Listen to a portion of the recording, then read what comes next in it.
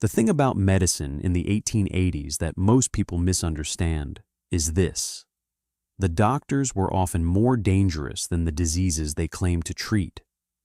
The standard medical practices of the era, the treatments taught in the finest medical schools and administered by the most respected physicians, included bleeding patients who were already weak from illness, dosing them with mercury compounds that caused kidney failure and neurological damage, and prescribing calomel, a mercury chloride that rotted teeth, destroyed gums, and poisoned the body while doing nothing to address the underlying disease. These were not fringe treatments.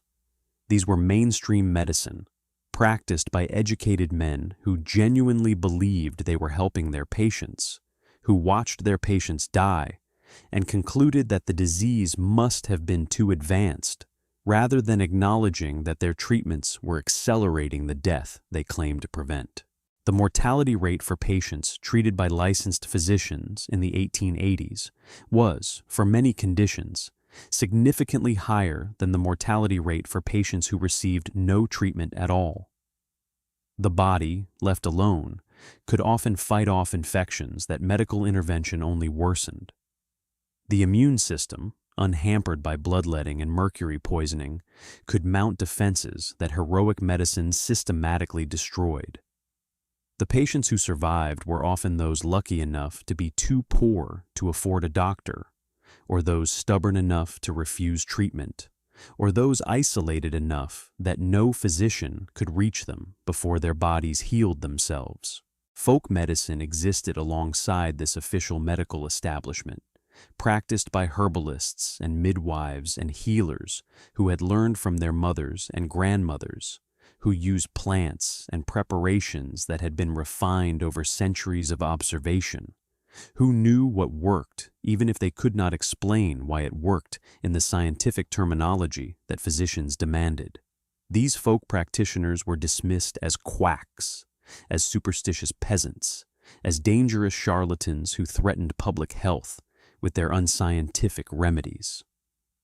They were driven out of communities, prosecuted for practicing medicine without a license, blamed for deaths that their treatments had not caused, and credited for nothing when their patients survived. In the settlement of Milbrook, Dakota Territory, in the winter of 1883, a 14-year-old girl named Eliza Crowe learned healing from an old woman named Magda, who had emigrated from somewhere in Eastern Europe, and who knew more about the medicinal properties of plants than any textbook contained. Eliza learned which herbs reduced fever and which promoted healing, which preparations eased breathing and which soothed coughs, which teas strengthened the sick, and which poultices drew infection from wounds.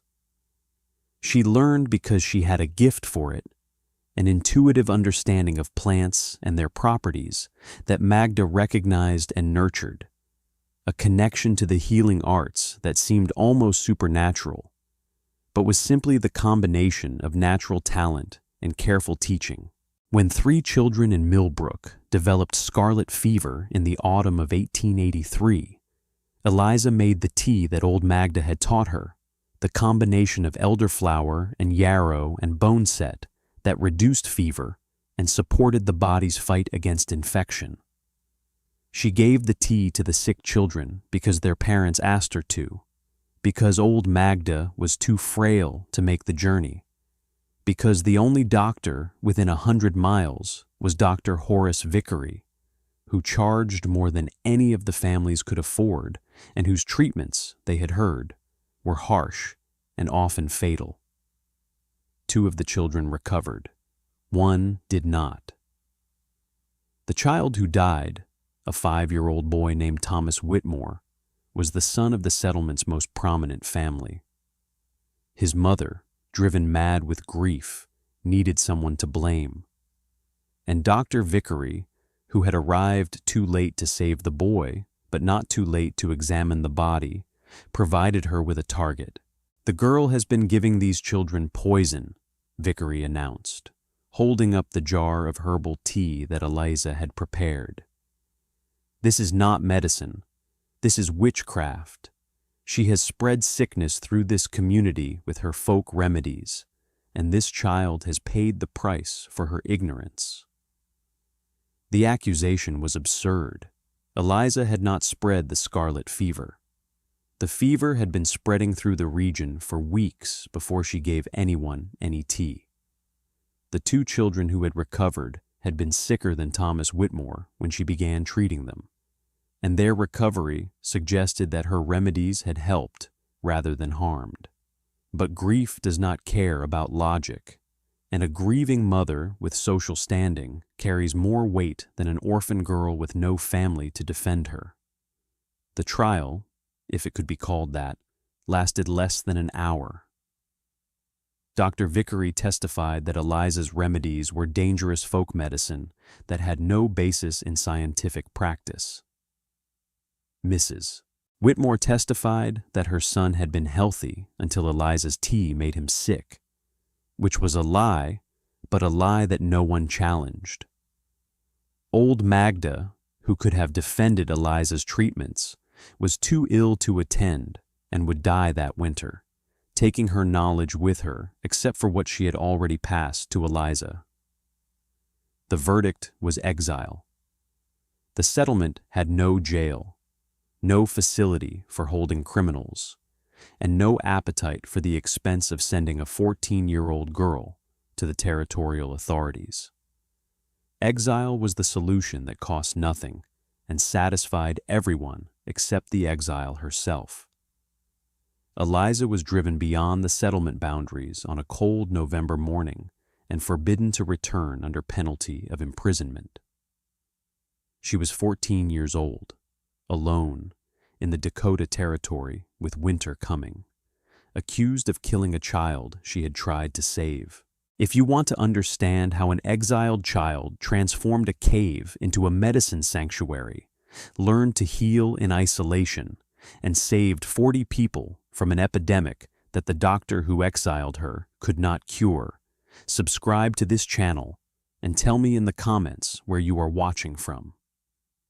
The cave was 3 miles from Milbrook, in a hillside that faced south and caught the winter sun.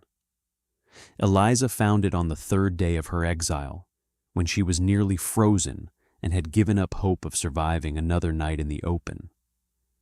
The entrance was narrow, barely wide enough for a person to squeeze through, but inside the passage widened into a chamber that was perhaps 20 feet deep and 15 feet wide, with a ceiling high enough to stand, and a floor of packed earth that was dry and surprisingly warm.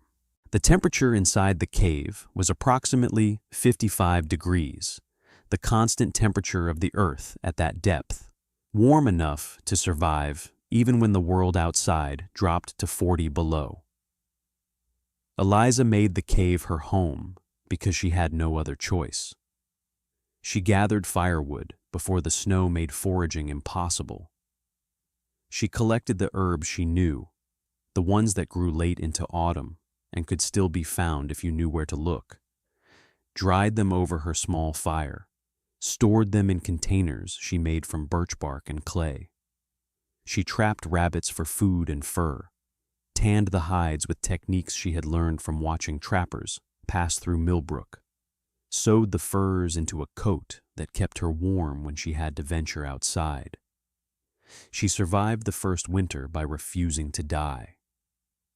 The sickness that had killed Thomas Whitmore was not her fault. The exile that had followed was not her fault. The cold and the isolation and the struggle were not her fault. But survival was her responsibility, and she would not give Dr. Vickery the satisfaction of dying in the wilderness he had driven her into. The first year was about survival.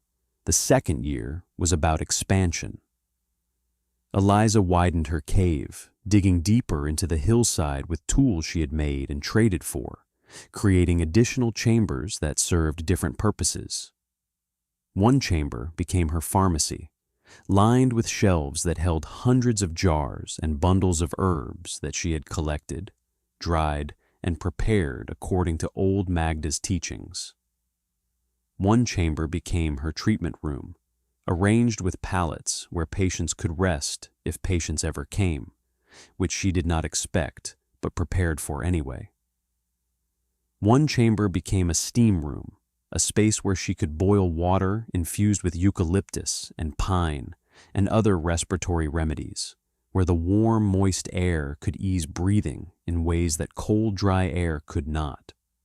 She learned from experience what old Magda had not had time to teach her.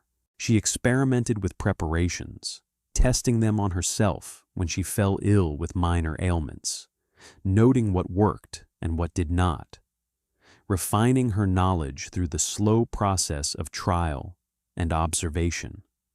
She studied the plants of the Dakota Territory, finding local equivalents for the European herbs that old Magda had known, discovering new remedies that the old healer had never encountered. By the end of her 3rd year in the cave, Eliza knew more about herbal medicine than anyone within 500 miles. She knew it not because she had read it in books, though she had acquired a few books through trade and studied them carefully, but because she had lived it, had applied it, had learned what the plants could do by using them day after day for years. And slowly, despite her exile, people began to find her.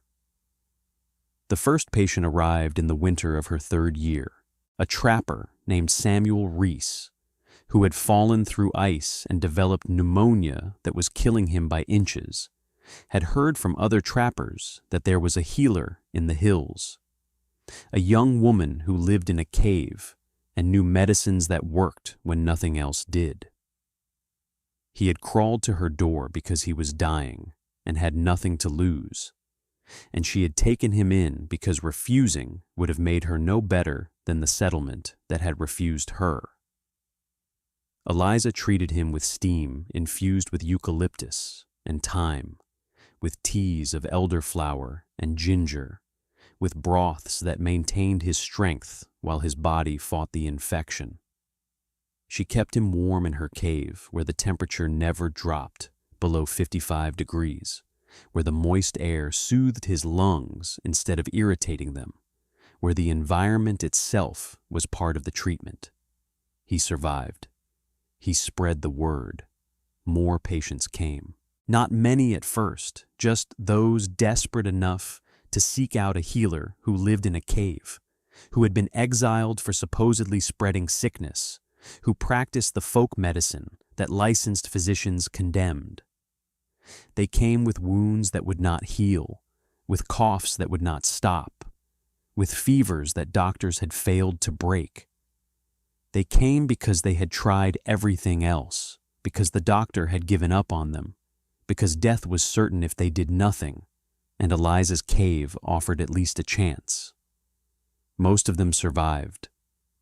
The ones who died were usually beyond saving before they arrived, their conditions too advanced for any treatment to reverse.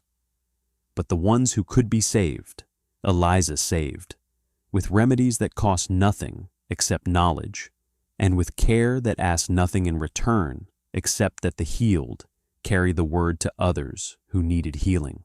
By the winter of 1887, 5 years after her exile, Eliza Crowe had treated over 100 patients in her medicine cave. She had earned a reputation that spread quietly through the territory, passed from trapper to trapper, from settler to settler, from anyone who had been healed to anyone who needed healing. She was known as the cave healer, the herb woman, the one who could cure what the doctors could not. And she was still officially exiled from Milbrook, still forbidden to enter the settlement that had driven her out, still carrying the accusation of having spread the sickness that had killed Thomas Whitmore 5 years before. The epidemic arrived in January of 1888. It came with travelers from the east, carried on the railroad that had finally reached the territory, spread through the settlements along the line like fire through dry grass. The doctors called it influenza, though the name hardly mattered when the symptoms were what killed people: high fever, severe cough, difficulty breathing, and in many cases a progression to pneumonia that filled the lungs with fluid and drowned patients in their own bodies. The mortality rate for untreated influenza was perhaps 5%. The mortality rate for influenza treated with the standard medical interventions of the era, bleeding and mercury and calomel, was significantly higher, perhaps 10 or 15%, because the treatments weakened patients who needed all their strength to fight the infection. The mortality rate in Dr. Vickery's care was running at nearly 20%, because Vickery was aggressive in his treatments, convinced that heroic intervention was necessary to save his patients, unwilling to acknowledge that his heroic interventions were hastening their deaths. Milbrook was devastated. The influenza spread through the settlement in January, jumping from household to household, filling beds with the sick and coffins with the dead. Dr. Vickery worked around the clock, bleeding patients, dosing them with mercury, watching them die and attributing each death to the severity of the disease rather than the severity of his treatment. By the end of January, 14 people had died in Milbrook. 14 people in a settlement of fewer than 200, a death rate that suggested either an unusually deadly strain of the disease or unusually deadly medical care. The surrounding homesteads, where the sick were too far from town to receive Dr. Vickery's treatments, had lower death rates. The families who could not afford the doctor buried fewer of their members than the families who could. And somewhere in the hills, in a cave that had been preparing for this moment for 5 years, Eliza Crowe waited for the patients she knew would come. The first refugees arrived in early February. They were not seeking the cave healer. They were fleeing Dr. Vickery. The Henderson family had watched the doctor bleed their mother until she was too weak to lift her head, then dose her with calomel until her gums turned black and her teeth began to loosen. When she died on February 3rd, the father gathered his remaining family, 2 children who were showing early symptoms of the influenza, and fled into the hills rather than let the doctor treat them the way he had treated their mother. They had heard rumors of a healer in the caves. They did not know if the rumors were true. They only knew that the doctor's treatments were worse than the disease, and that anywhere was safer than Milbrook under Dr. Vickery's care. Eliza took them in. She treated the children with the methods she had refined over 5 years: steam treatments to ease their breathing, elderflower tea to reduce their fever, rest in the warm, moist air of her cave where the environment itself supported healing. The children recovered within a week. Their father went back to the edge of Milbrook and told everyone he could find that the cave healer had saved his children when the doctor would have killed them. More families came. They came with the sick and the dying, with children burning with fever, and adults coughing blood, and grandparents who had been given up for dead by Dr. Vickery's heroic medicine.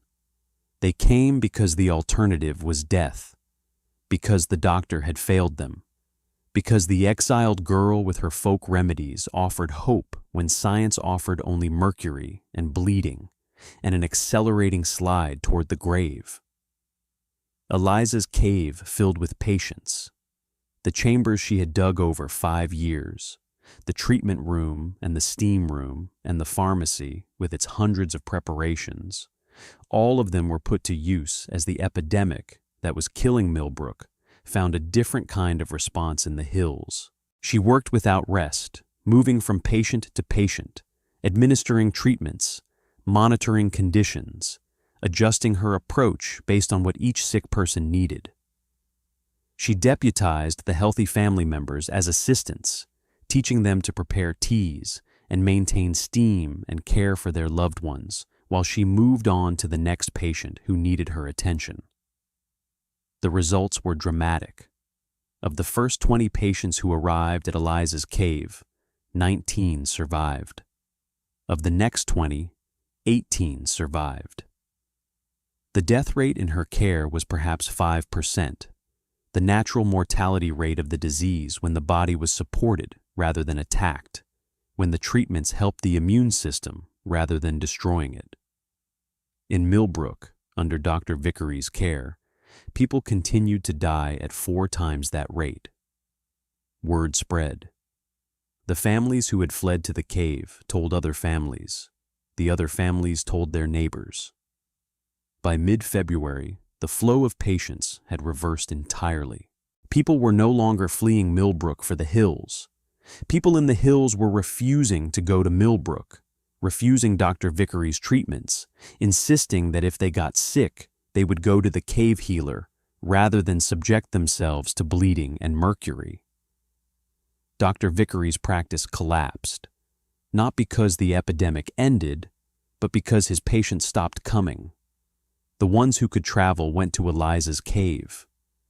The ones who could not travel died in his care, and their families blamed him rather than the disease, correctly identifying that his treatments were accelerating deaths that might otherwise have been survived. By the end of February, Eliza had treated 43 patients in her cave. 40 of them had survived. The 3 who died had arrived in terminal condition, beyond any treatment's ability to save, brought to her not because their families expected miracles, but because they wanted their loved ones to die in the warm, fragrant air of the healing cave, rather than in the cold, harsh hands of the doctor who had already failed them. 40 people saved. 3 people eased into death with comfort and dignity. Against Dr. Vickery's record of 14 deaths out of perhaps 60 patients, a mortality rate that should have ended his career if anyone had been keeping score, the reckoning came in March, when the epidemic had finally burned through the population and the survivors could gather to account for what had happened.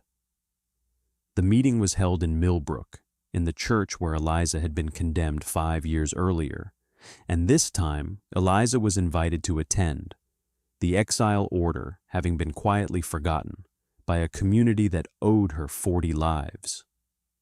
Dr. Vickery was present, sitting in the front pew with his medical bag on his lap and his certainty crumbling around him. He had spent 5 years as the only medical authority in the territory, respected and feared, his word unquestioned on matters of health and treatment. Now he was facing a room full of people who had watched him kill their relatives while a girl he had exiled saved everyone she touched. Thomas Henderson spoke first. He was the father of the 2 children Eliza had saved. The man whose wife had died under Dr. Vickery's care and whose remaining family had survived only because he had fled to the cave in the hills. "My wife is dead because of Dr. Vickery," Henderson said. "He bled her until she was white. He gave her mercury until her gums turned black. She died in agony, poisoned by the treatments that were supposed to save her. And my children are alive because of the girl the doctor exiled. She gave them tea and steam and rest, and they recovered in a week. No bleeding, no mercury, no poison, just the remedies that the doctor called witchcraft and the care that the doctor said was dangerous." Others spoke, each testimony added to the weight of evidence. The patients Vickery had treated and who had died. The patients Eliza had treated and who had lived. The correlation was too stark to be coincidence, too consistent to be explained away. The doctor's treatments killed people. The healer's treatments saved them. The folk medicine that Vickery had condemned as superstition worked better than the scientific medicine he had championed. Dr. Vickery rose to defend himself, but his defense collapsed before it began. He tried to argue that his patients had been sicker than Eliza's patients, but the evidence showed otherwise. He tried to argue that his treatments were based on medical science, but no one cared about science when science produced corpses. He tried to argue that Eliza's success was luck rather than skill, but luck does not save 40 out of 43 across 2 months of an epidemic. "I was trained at the finest medical college in Philadelphia," Vickery said, his voice breaking. "I followed the protocols that every physician follows. I did what I was taught to do." "You were taught to kill people," Thomas Henderson replied, "and you did it very well."